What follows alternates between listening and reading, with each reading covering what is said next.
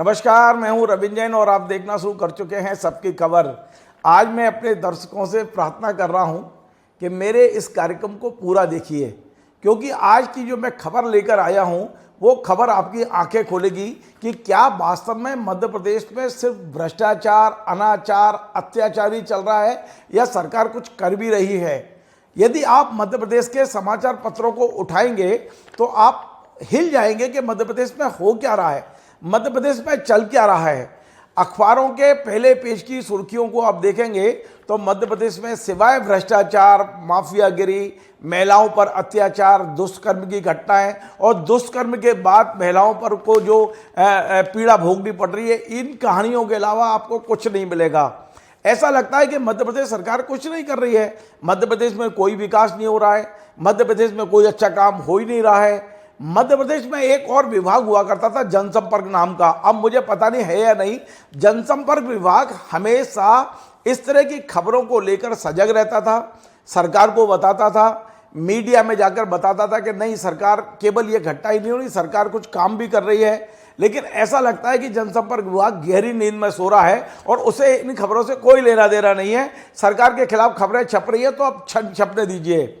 मैं पिछले 7 दिन की खबरों की समीक्षा कर रहा था आज बैठकर, और मैंने जो एक सूची बनाई, मुझे लगता है कि इसके अलावा कुछ भी अखबारों में पढ़ने नहीं मिल रहा है। मध्य प्रदेश में सिद्धि दुष्कर्म कांड हुआ, जहां 7 आदिवासी महिलाओं, बच्चियों के साथ, स्कूली बच्चियों के साथ जो ऐप के माध्यम से आवाज बदलकर जो दुष्कर्म की घटना हुई वो हुआ मध्य प्रदेश में, उसकी 2-3 दिन गूंज रही। सागर में जो 3 हत्याएं हुई हैं, 2 हत्या और 1 आत्महत्या, उसकी गूंज रही। वहां मुख्यमंत्री खुद भी पहुंचे थे, वो लगातार पहले पेज पे छाए रहे। आप देखेंगे नर्सिंग घोटाला मध्य प्रदेश में पिछले कई दिनों से पहले पेज की सुर्खियां बना हुआ है। आप देखेंगे मेडिकल घोटाला, 17 का जो मेडिकल कॉलेज है वहाँ किस तरह फर्जी फैकल्टी बनाकर परमिशन ली गई है, वो खबरों को आप देखेंगे। आप देखेंगे इंदौर में नगर निगम में 107 करोड़ का जो घोटाला हुआ है फर्जी बिलों का, वो खबरें देखेंगी। आपको खबर देखेगी कि झाबुआ पे किस तरह, झाबुआ के पास किस तरह 8 करोड़ की अवैध शराब पकड़ी गई है। अब तो खैर उसकी संख्या बहुत हो गई है, बता रहे हैं कि 8 करोड़ नहीं, कई करोड़ में वो पकड़ी गई है। ये गुजरात भेजी जा रही थी, फर्जी परमिट पे भेजी जा रही थी। आपको खबर मिलेगी कि गुजरात से किस तरह नशीले इंजेक्शन जबलपुर में खपाए जा रहे थे, ये खबर मिलेगी आपको खबर मिलेगी कि दुष्कर्म पीड़िताएं जो महिलाएं हैं उनमें से 45% ने तो अब पढ़ाई छोड़ दी है। उनका जीवन कैसे बीत रहा है, उस कितना दुष्कर हो गया है, एक जगह मकान में नहीं रह सकते, वो खबरें आपको पहले पेज पे मिलेंगी। आपको मिलेंगी कि मध्य प्रदेश तो पूरा जंगल राज हो चुका है, आज का आप अखबार उठा के देख लें। आपको खबर मिलेगी शिक्षा घोटाला कितना बड़ा है कि 10 स्कूलों से 81 करोड़ खुले पड़े। आपको खबर मिलेंगी कि अवैध कॉलोनियां किस तरह से बढ़ती चली जा रही हैं, जंगलों की तरफ बढ़ रही हैं। आपको खबर मिलेगी कि मध्य प्रदेश में जो इंजीनियरिंग कॉलेज के लिए विश्वविद्यालय है, राजीव गांधी विश्वविद्यालय, उस पर किस तरह करोड़ों का घोटाला हुआ है और ईडी आ गई है वहां पर। तो आपको खबर मिलेगी कि खनन माफियाओं ने एक एएसआई को, पटवारी को मार दिया। तो इस सारी खबरें आपको मिलेगी अखबारों में। और लेकिन सरकार क्या कर रही है, ये आपको सिंगल कॉलम या छोटी मोटी खबर मिलेगी। पिछले 7 दिन की खबरों को मैंने तलाश के देखा, 2 खबरें ऐसी मुझे मिली जिन पर मैं कह सकता हूं कि शायद सरकार की आप पीठ थपा सकते हैं। एक खबर है कि मुख्यमंत्री ने लॉ एंड ऑर्डर की समीक्षा की और उन्होंने कुछ निर्देश दिए, छोटी सी खबर। और दूसरी खबर मुझे मिली अखबारों में, हालांकि ये सब पहले पेज की खबरों की बात कर रहा हूं, और दूसरी खबर मुझे मिली जबलपुर की। जबलपुर में स्कूल माफिया के खिलाफ कलेक्टर ने सख्त कार्रवाई की, 81 करोड़ रुपए की वसूली वहां से की गई। इसके अलावा मध्य प्रदेश के आप अखबार उठाइए, कोई भी अखबार उठा लीजिए, भ्रष्टाचार, अनाचार, दुष्कर्म, खनन माफिया, शिक्षा माफिया, मेडिकल माफिया, इसके अलावा कोई खबर आपको देखने को नहीं मिलती है। तो हम क्या माने, क्या मध्य प्रदेश में विकास बंद हो चुका है, या फिर सरकार विकास की खबर मीडिया तक पहुंचा नहीं पा रही है, वो पहुंचाने में असफल हो गई है। सरकार और मीडिया के बीच में जो पुल का काम जनसंपर्क विभाग करता है, वो जनसंपर्क विभाग है कहाँ आजकल, वही नहीं पता चल रहा है। मैंने आज दैनिक भास्कर के पिछले 7 दिन के पहले पेज की कुछ खबरें निकाली हैं। ये लगभग 20 कटिंग आज मैंने निकाली है, एक एक करके मैं आपको बताता हूं। ये पहले पेज की हैं, ये अंदर के पेज की नहीं है। ये दैनिक भास्कर भोपाल के पिछले 7 दिन के, यानी कि आज 31 तारीख है और मैंने निकाला है ये आपके 24 तारीख तक की सारी कटिंगें निकाली है मैंने। आप देखेंगे कि उनमें खबरें किस तरह की हैं, इससे आपको अंदाज लगेगा कि सरकार की छवि को क्या सुनियोजित तरीके से बिगाड़ा जा रहा है। क्या कोई षड्यंत्र हो रहा है डॉक्टर मोहन यादव सरकार के खिलाफ कि सरकार की छवि को इतना बिगाड़ दो और यहाँ से कटिंगें बनाकर और फाइल बनाकर दिल्ली भेजो कि मोहन यादव से तो कुछ समझ ही नहीं रहा है। तो क्या मोहन यादव को ये सब चीज़ें नहीं पता हैं? क्या मोहन यादव इस पर कोई गौर नहीं कर रहे हैं? ये ऐसे सवाल हैं जो मेरे दिमाग में घूम रहे हैं और मैं आज आपसे चर्चा करने आया हूँ। आज का यदि आप दैनिक भास्कर उठाएंगे तो 8 कॉलम में लिखा हुआ है जंगल राज। अब घटना क्या हुई है मुझे नहीं पता है, अशोकनगर में क्या बाकी इतनी बड़ी घटना थी, लेकिन आज 8 कॉलम में जंगल राज बताया गया है कि मध्य प्रदेश में जंगल राज हो गया है, लड़कियों को तलवार के दम पे उठा के ले जाया जा रहा है। दूसरी खबर इसी अखबार में है, नर्सिंग घोटाला 667 कॉलेजों की फिर से जांच होगी, यानी यहाँ भी घोटाला। तीसरी है कि आरजीवीपी कॉलेज जो राजीव गांधी विश्वविद्यालय है वहाँ का जो 18-20 करोड़ का घोटाला है उसमें अब ईडी की एंट्री हो गई है, यानी ये भी एक भ्रष्टाचार की खबर है। हम कल की बात करें, कल 30 तारीख थी, कल की जो दैनिक भास्कर हमने 2-3 खबरें निकाली, आप देखिए स्क्रीन पे। दुष्कर्म पीड़िता बोली पुलिस वर्दी में बयान लेने आती है, उनका जीवन बड़ा नरकीय हो गया है। तो निश्चित तौर पे जिसके साथ दुष्कर्म होता है उसको न्याय पाने के लिए जो कष्ट भोगने पड़ते हैं वो आप और हमसे छुपे नहीं हैं। लेकिन जिस तरह दैनिक भास्कर ने अभिव्यक्ति की है उससे कहीं ना कहीं सरकार कटघरे में दिखाई देती है। अगली खबर है, 1 वर्ष में दलित परिवार के 3 लोगों की हत्या। ये जो सागर की हत्या हुई है, सागर में आपको पता है कितना बड़ा कांड हुआ है। खोरई तहसील के जो गांव है बरौदिया गांव, वहां पर जो घटना हुई है उसमें 2 लोगों की हत्या हो गई है और एक लड़की ने सुसाइड किया है इसी हत्याओं को लेकर। तो ये खबर पहले पेज की सुर्खियां बना हुआ है। 1.5 साल में 300 से ज्यादा अवैध कॉलोनियां भोपाल में बन गई, ये खबर सुर्खियां बना है, पहले पेज की सुर्खियां बना है। यानी ये भी बताने की कोशिश की है कि किस तरह भूमाफिया काम कर रहा है राजधानी में। तो राजधानी में कंट्रोल खत्म हो गया शासन प्रशासन का। इसी दिन मैंने 5 खबरें निकाली हैं। बीएड और डीएड कॉलेजों पर केस रजिस्टर किया गया है, यानी यहाँ भी भ्रष्टाचार की खबर है। और अगला, नर्सिंग घोटाले में शामिल 111 अफसरों पर को नोटिस दिए गए हैं। अब बड़ी मजेदार बात आप देखिए, कुछ दिन पहले मुख्यमंत्री ने इस बात की समीक्षा की थी और उनने कहा था कि बर्खास्त करिए जिनने पैसा लिया है। यहाँ नोटिस की बात आ रही है कि नोटिस दिए गए हैं, नोटिस के बाद में सस्पेंशन होगा, फिर बर्खास्तगी की बात क्या होगा नहीं होगा। लेकिन क्या सरकार को ये संदिग्ध लोगों को सस्पेंड करके नोटिस नहीं देना चाहिए थे? ये तमाम सारे सवाल हैं जो अखबार के जरिए आम जनता के मानस में जा रहे हैं। हम 29 तारीख का अखबार उठाते हैं तो उसके भी पहले पेज की कुछ खबरें मैंने निकाली है, वो आपको दिखाता हूं। सीबीआई ने जिन 169 नर्सिंग कॉलेजों को क्लीन चिट दी थी उनकी दोबारा जांच होगी। यहाँ भी भ्रष्टाचार की बात, क्योंकि आपको पता है सीबीआई के अधिकारी और मध्य प्रदेश के राजस्व के अधिकारी इन्होंने मिलकर उन नर्सिंग कॉलेजों से पैसे ले लिए और क्लीन चिट दे दी। इसकी सारी पोल खुल गई है। अब पोल खुल गई है तो फिर से जाँच की जाएगी। दूसरी खबर है, बेड़ियों में बेटियों को लेकर है और ये बड़ी खबर बनाई है क्योंकि दुष्कर्म के बाद 45% बेटियां जो है पढ़ाई छोड़ देती हैं, उनका जीवन कितना दुष्कर हो जाता है। बहुत बड़ी खबर बनाई है भास्कर ने और बड़ी हाईलाइट की है इस खबर को, आप देखेंगे इससे भी सरकार की छवि खराब होती है। अगली खबर उन्होंने बनाई है, मौत से पहले अंजना ने चाचा की हत्या में शामिल 10 लोगों के नाम व्हाट्सएप किए थे।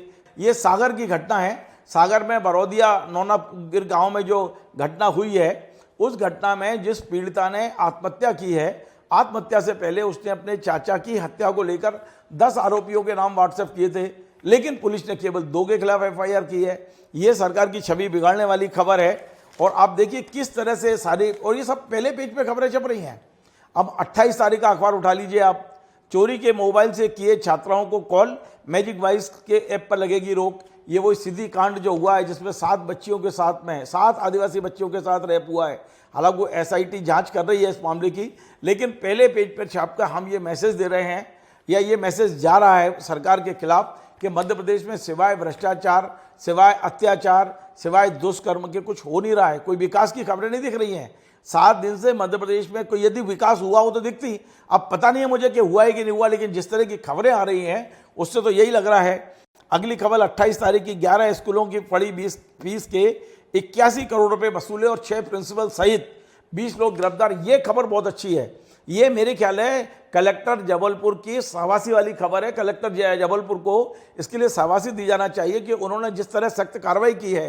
ये जो 10 स्कूल वाले थे, ये नियम विरुद्ध तरीके से बच्चों से फीस वसूल रहे थे, बच्चों के पालकों से वसूल रहे थे, और 81 करोड़ राशि बहुत बड़ी राशि है। इसे वसूल कर कलेक्टर ने वापस कराया है, और इन आरोपियों को जिस तरह शिकंजा कसा है, मध्य प्रदेश के शिक्षा माफिया में हड़कंप मच गया है जो स्कूल चलाने वाले हैं। यद्यपि आज एक और बड़ी खबर निकल कर आई है कि कांग्रेस के बड़े नेता राज्यसभा सदस्य विवेक तनखा स्कूलों के पक्ष में खड़े हो गए हैं। उनका यह कहना है कि प्रिंसिपलों पर कार्रवाई नहीं होना चाहिए, प्रिंसिपल तो वहाँ एक कर्मचारी हैं। प्रिंसिपलों की गिरफ्तारी को लेकर उन्होंने एक सवाल खड़े किए हैं। हालांकि सरकार विचार करेगी, लेकिन ये मामला मैं समझता हूँ कि एक पॉजिटिव खबर है। प्रशासन ने अच्छा काम किया है तो उसकी शाबाशी देना जाना चाहिए। लेकिन ये भी लगता है कि शिक्षा माफिया मध्य प्रदेश में कितना है कि 10 स्कूलों में 81 करोड़ रुपए ज़्यादा वसूल लिए उनने। बड़ी खबर है। फर्जी छात्र और छात्रवृत्ति दिखाई, हाईकोर्ट के आदेश पर इंदौर के 5 नर्सिंग कॉलेज सील। ये भी एक नर्सिंग घोटाले से जुड़ा एक और मामला है कि नर्सिंग कॉलेजों में फर्जी छात्र दिखाए और छात्रवृत्ति निकाल ली गई है। तो इस पर अलग से एक कार्रवाई हो रही है और 5 कॉलेजों को सील किया गया है, और ये हाईकोर्ट के आदेश पे हुआ है। हाईकोर्ट ने, ये भी खबर पहले पेज पे बनी है। कहीं ना कहीं शासन प्रशासन इस पे भी कटघरे में खड़ा होता है कि हाईकोर्ट को कार्रवाई करनी पड़ रही है, सरकार हाथ पे हाथ रख के क्यों बैठी है। अब मैंने 27 तारीख का अखबार उठाया। 27 तारीख की कुछ कटिंगें मैं आपको दिखाता हूँ। पहली कटिंग वही है जो बड़ी चर्चित है एक 7 दिन से, कि सिद्धि दुष्कर्म में ऐसी गरीब छात्राओं को चुना जो पढ़ाई छूटने के डर से मुंह ना खोलें। सिद्धि में जो 7 बच्चियों के साथ हुआ वो खबर लगातार चल रही है। इसके पहले एक और खबर है, पहले शराब का ठेका, ये जो शिक्षक हैं जो स्कूलों में काम करते हैं सरकारी शिक्षक, पहले उन्हें शराब के ठेकों पे लगा दिया कि आप शराब बेचिए, और अब उनको भिखारियों को पकड़ने का काम सौंप दिया है सरकार के खिलाफ। ये बहुत बड़ी खबर है और इसको पहले पेज पे लिया गया है कि क्या शिक्षक ये काम करेंगे कि सड़क पर बच्चों को पढ़ाने के, स्कूल में बच्चों को पढ़ाने के बजाय सड़क पर भिखारियों को पकड़ते घूमेंगे शिक्षक। तो इस पर बड़ी अच्छी खबर भास्कर ने बनाई है, मैं तारीफ करूंगा। अब मैं 26 तारीख का अखबार उठाया। मुझे 26 तारीख के अखबार में सबसे बड़ी खबर वही मिली, सिद्धि दुष्कर्म कांड की। बहुत बड़ी खबर है ये कि आरोपियों ने पीड़ित छात्रा के साथ जो नाबालिग आई उसे भी नहीं छोड़ा। बहुत बड़ी खबर। देखिए ना आप किस तरह की ये खबरें हैं, मतलब कुल मिला के बलात्कार, अत्याचार, भ्रष्टाचार, यही खबरें छाई हुई हैं 7 दिन से। अगली खबर है 10वीं में केरल अव्वल, मध्य प्रदेश सबसे खराब। ये भी शिक्षा को लेकर एक बहुत बड़ा तमाचा मारा है कि जो सीबीएसई का रिजल्ट आया है 10वीं क्लास का, उसमें पूरे देश में मध्य प्रदेश का सबसे बेकार रिजल्ट रहा है, सबसे बेकार, खराब। ये देखिए भास्कर ने आज पहले पेज की सेकंड लीड बनाई ये 26 तारीख को। तो इससे भी सरकार की छवि के सरकार में हो क्या रहा है, क्या पढ़ाई हो रही है मध्य प्रदेश में, शिक्षा का स्तर हमारा कितना नीचे चला गया, ये बताने की कोशिश की गई है। और अगली खबर है जुगाड़ की फैकल्टी से सतना में मेडिकल कॉलेज को मान्यता दिला दी गई। अब आप समझिए कि कहाँ से फर्जी डॉक्टरों को लाते हैं और फर्जी नाम लिखते हैं और उससे फैकल्टी दिखा के अपनी परमिशन ले ली गई है। और सतना में कोई प्राइवेट मेडिकल कॉलेज नहीं है, ये सरकारी मेडिकल कॉलेज है। यदि ये सब चीज़ें हो रहा है तो सरकार की छवि किस तरह से खराब हो रही है, अंदाज लगाई है। मैं 25 तारीख की कुछ खबरें दिखाता हूँ आपको। चालू मैंने दैनिक भास्कर लिया है, लेकिन अधिकांश अखबारों में आपको इसी तरह की खबरें मिलेंगी। सरकार के पक्ष में पता नहीं क्यों खबरें छपना बंद हो गई है या सरकार ने बताना बंद कर दी है, मुझे नहीं पता है। 25 तारीख का जब मैंने अखबार उठाया तो ऐप से लड़की की आवाज़ में बात करके बुलाया 7 छात्राओं से दुष्कर्म, ये लगातार पहले पेज पे खबर चल रही है। ये सिद्धि की खबर है जो आदिवासी 7 बच्चियों से रैप की घटना हुई है।